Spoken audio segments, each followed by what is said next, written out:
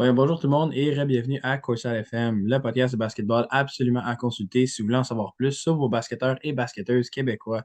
Alors aujourd'hui, nous autres, on a un athlète justement de chez nous, encore une fois, qui a passé par un chemin un peu plus spécial. Tu sais, c'était à l'école, après ça au prep school, puis là justement à NCAA D1 où est-ce que tu es en ce moment, mais je vais te laisser te présenter toi-même dans le fond. Salut tout le monde, je m'appelle Sarah Tebiasou, je suis présentement à l'Université de Virginia Commonwealth et I'm a senior, je suis une dernière année et puis c'est ça. Ouais.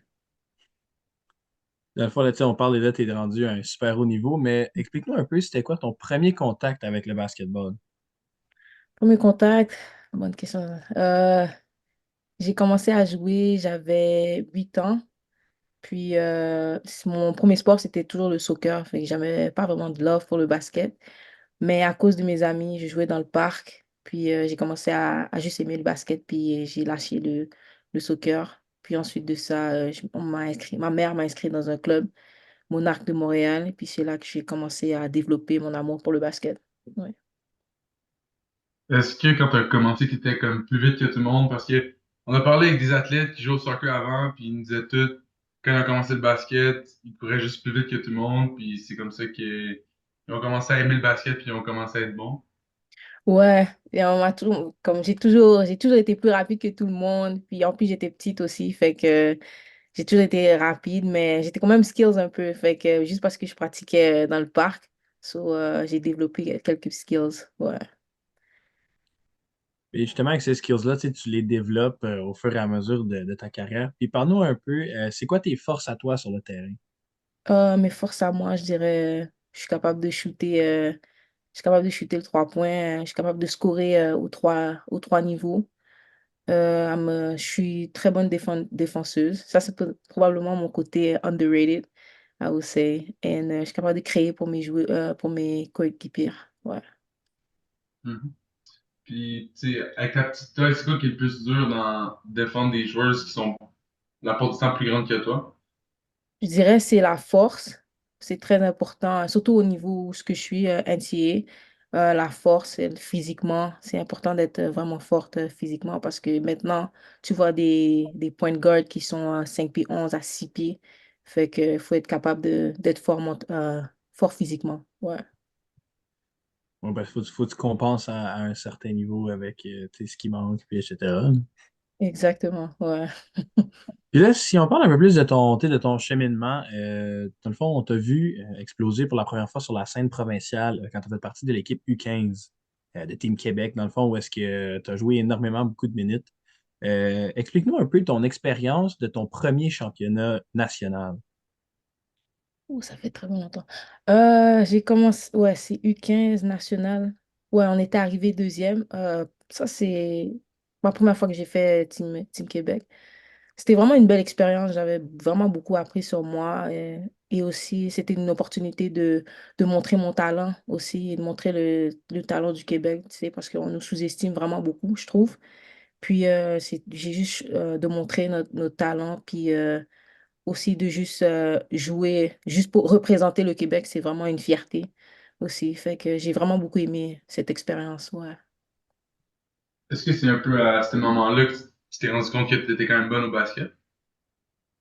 Ouais, j'ai vraiment, c'est à ce moment-là, je me suis dit, je peux faire quelque chose, ça c'est sûr. Puis juste de voir à la fin des matchs, de voir des gens qui viennent et qui me disent, t'es super bonne et tout, continue comme ça, c'est sûr que c'est là que je me suis dit, ouais, je peux faire quelque chose avec le basket. Puis justement, tu sais, tu as participé 3 fois avec Team Québec, une fois en U15 puis 2 fois en U17. Mhm. Puis dans les 3 compétitions, dans le fond, 2 fois sur le premier Team All-Star, puis une fois sur le deuxième. Est-ce que ça allait comme un peu sécuriser tes pensées de hey, comme, tu sais, je suis vraiment bonne, là? Ouais, puis je m'attendais vraiment pas non plus à gagner les All-Stars. J'étais vraiment surprise hein, surtout quand j'étais U17 parce que ma première fois que j'ai fait U17, j'avais peut-être 16 ans, fait que j'étais une des plus jeunes. Puis juste d'avoir gagné ça m'a juste montré que ouais, je peux faire quelque chose avec le basket et il faut juste continuer à travailler fort, c'est tout. Ouais. Parce que, tu sais, quand ça vient de d'autres mondes, d'autres personnes disent que t'es bonne, t'es un peu reconnue parmi les autres, c'est sûr que c'est flattant. Ouais, ça te booste aussi. Je trouve que ça te booste à travailler un peu plus fort, puis à travailler sur tes faiblesses ou tes forces. Fait que juste que les gens me disaient ça, je me suis dit, OK, ouais, genre, keep going, tu peux y arriver, ça c'est ça. Ouais. Ouais, parce que tu sais, c'est pas rien, là, comme ils disent, OK, ben de ton âge, t'es une des 5 meilleures au Canada. Tu sais, c'est pas juste tes parents qui disent, hey, t'es bonne au basket, là. C'est Mhm. vraiment, tu sais, Basketball Exact. Canada qui te le dit, là. Ouais, exactement. Puis après ta dernière année en U17, tu as décidé de te diriger vers Niagara Prep. Pourquoi tu as Mhm. choisi le côté Prep School à la place du côté Cégep? C'est la première fois qu'on me pose cette question-là. Je, s- pour vrai, je pensais juste Euh, je voulais juste aller voir à l'extérieur, juste voir comment c'était. Parce que je sais que c'est pas mauvais, c'est une bonne compétition, mais je voulais juste aller montrer mon talent plus à l'extérieur en Ontario parce que je sais qu'à Niagara, ils faisaient des tournois aux États-Unis, puis c'était une opportunité pour moi de montrer ce que je pouvais faire sur le terrain. Ouais.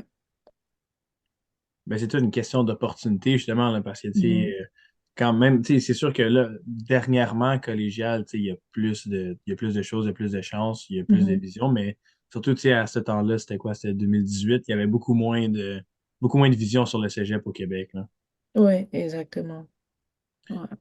Puis là, justement, tu sais, là, tu as parlé de montrer ton talent ailleurs, tu as fait les championnats nationaux. Mais là, résume-nous un peu tes expériences avec Team Canada, parce que de ce que j'ai vu, tu as quand même joué 22 matchs avec l'équipe nationale. Mhm.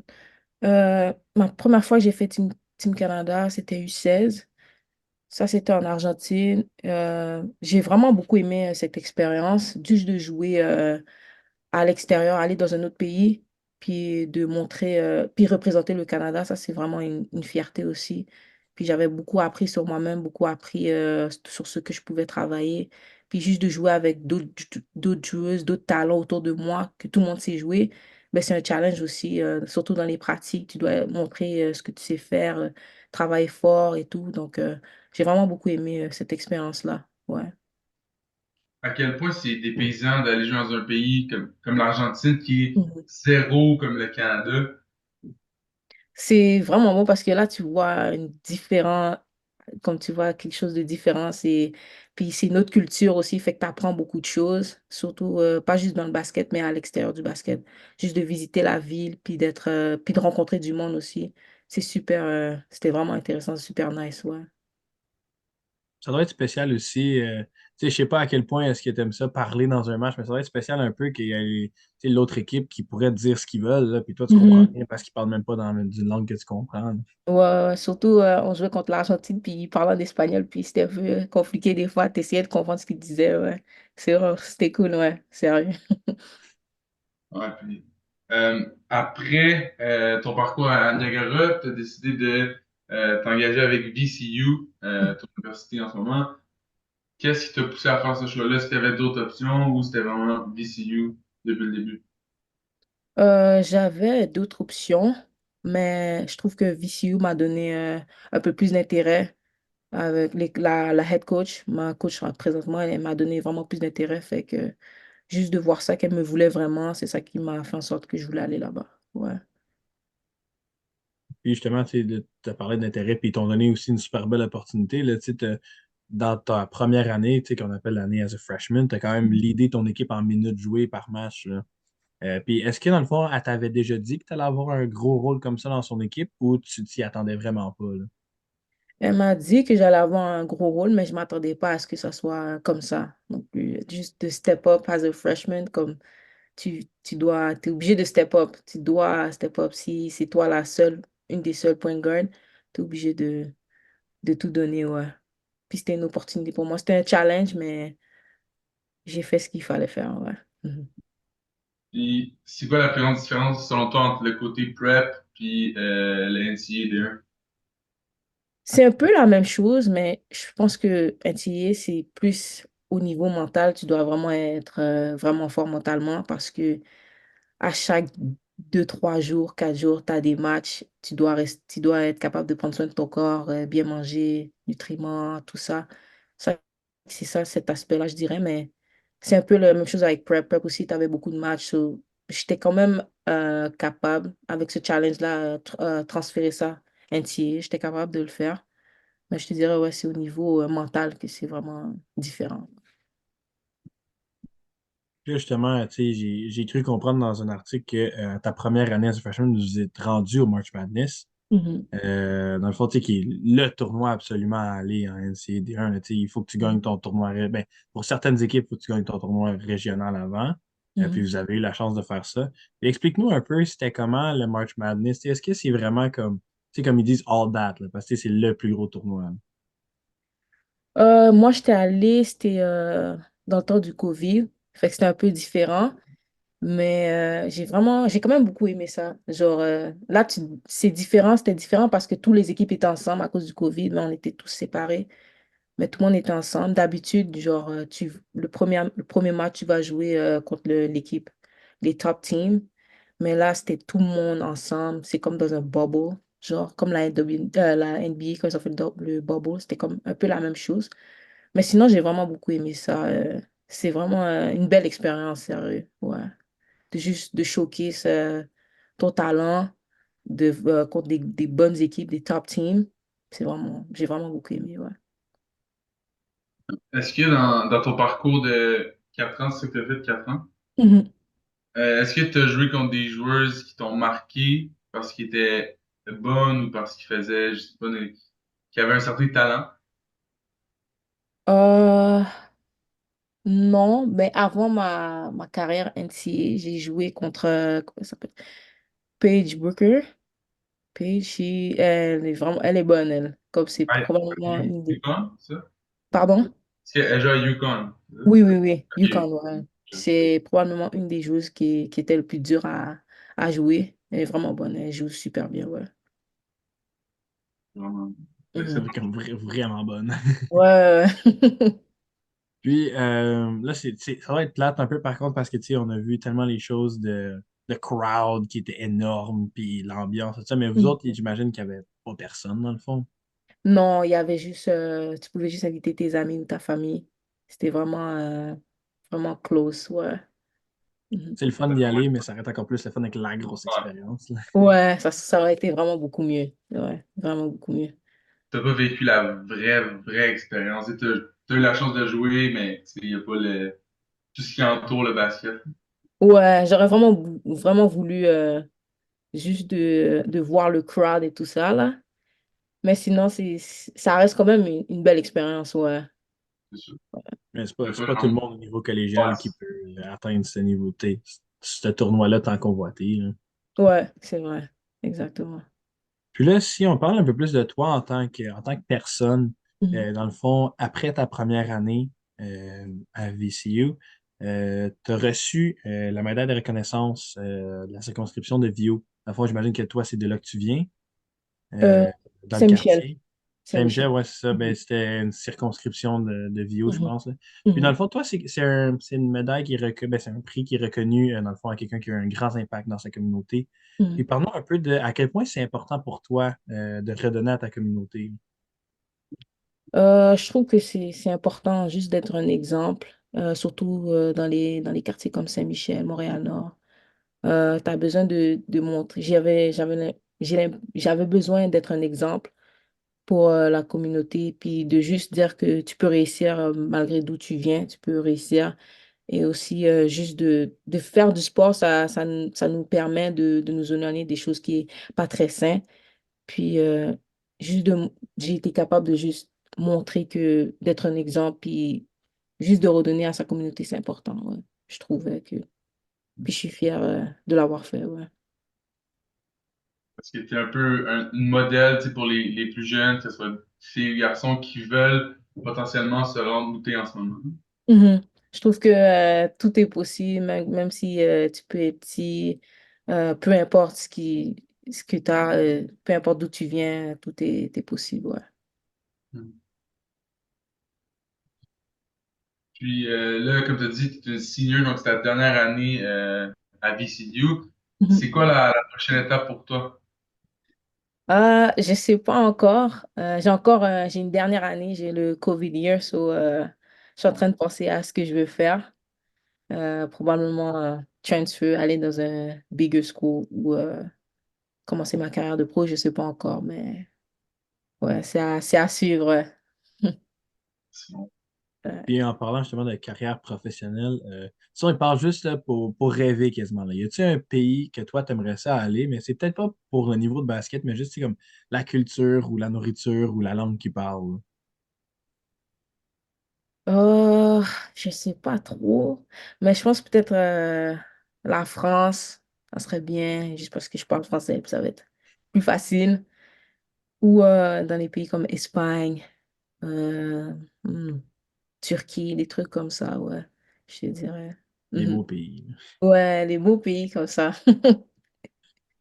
c'est la réponse typique qu'on reçoit. Tu sais, quand on demande à des gens qu'on reçoit, ceux que tu vas aller, souvent ils disent des pays comme la France, l'Espagne. C'est des beaux pays que, en dehors du basket, ils ont autre chose à offrir que juste du basket.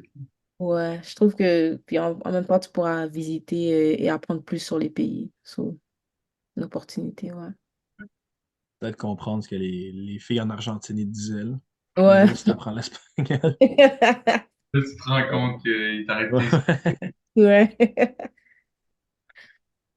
Puis là, rapidement, tu sais, on va parler dans le fond du gros feat que nous, on a vu justement dernièrement. Tu as eu la chance, dans le fond, dans ta division, parce que la NCAA, c'est divisé en plusieurs divisions. Mhm. Tu as eu la chance de gagner les MVP de ta division. À quel point est-ce que ça fait vraiment tu sais, du bien de savoir que oui, tu as été capable de te démontrer au niveau tu sais, provincial, national, etc. Mais là, même rendu au plus haut niveau où est-ce que tu peux être en ce moment, qui est l'NCAA D1, on te reconnaît quand même pour ton talent. Ouais, juste d'avoir gagné joueuse de l'année, ça m'a fait vraiment beaucoup plaisir parce que l'année passée, je revenais d'une blessure, je m'étais blessée. Puis je me suis dit, cette année, c'est ma dernière année, je vais tout faire pour essayer de gagner le MVP. Puis je l'ai fait. Puis je suis vraiment, vraiment contente pour ça. Et avec mes teammates, mes coachs qui m'ont poussé à chaque jour d'être une meilleure joueuse. Ma famille et mes amis proches m'ont aidé à être une meilleure personne et tout. Donc, ça fait vraiment plaisir. Ouais. On a parlé de All-Star Team. C'est bien le All-Star Team, mais c'est sûr que le MVP, c'est encore mieux. C'est un step en haut, vraiment. Tu sais, on te reconnaît euh, parmi les meilleurs. Puis on dit que t'es la meilleure. Donc. Ouais, depuis que j'ai gagné ça, je reçois que des messages qui disent, oh, t'es la meilleure et tout. C'est sûr qu'il y a des choses à travailler, mais ça fait plaisir d'entendre ça. Ouais. Ouais, ça fait que du bien. Mhm. Ouais. Juste pas trop s'enfler la tête non plus, là. Ouais, c'est vrai. C'était Puis là, toi encore, justement, comme personne, tu sais, c'est le temps là, de faire tes remerciements, là. Dis-nous un peu, c'est qui les gens que tu as à remercier dans ton parcours de basket? je voudrais dire mon coach secondaire, un de mes coachs, Alder Pierre, qui m'a beaucoup aidé avec l'école et le basket et au niveau mental, c'est sûr. Ma famille, mes amis, mes proches qui m'ont supporté, qui m'ont poussé à être meilleur. C'est sûr que c'est pas facile à ce niveau, mais juste avoir ce support, ça m'aide vraiment beaucoup. Et mon premier coach, Darlington Legrand, à Monarque de Montréal, qui m'a présenté le basket. Ouais, merci. Ouais. Mhm. Puis pour terminer, si tu avais un ou une athlète de basketball québécois que tu nous recommanderais pour faire un podcast, ce serait qui? J'en ai plein, des bons athlètes. Je te dirais Donna Tombou. C'est une fille qui elle joue au basket avant. Elle a joué à Utah et Northeastern. Puis là, maintenant, elle est de retour à Montréal. Elle est à McGill. Elle fait du track and field maintenant. So, ouais, bonne athlète. À compétition Enfin, dans deux. C'est les bons athlètes dans deux sports, ils peuvent être bons pareil. Mhm. Ouais. Ben écoute, Sarah, merci encore, dans le fond, d'avoir accepté de venir nous parler de toi, là, tu sais, qui est vraiment un athlète québécoise qui a atteint les, tu sais, les plus grandes choses en ce moment. au niveau que tu peux prendre. Puis nous autres, on te souhaite le meilleur, surtout pour la restant de ta carrière, là. Surtout si tu fais, tu t'en vas loin, puis WNBA, puis tout, nous, on va pouvoir dire qu'on l'a eu sur le podcast. Merci beaucoup. Merci de m'avoir invité. Ça fait vraiment plaisir. Merci.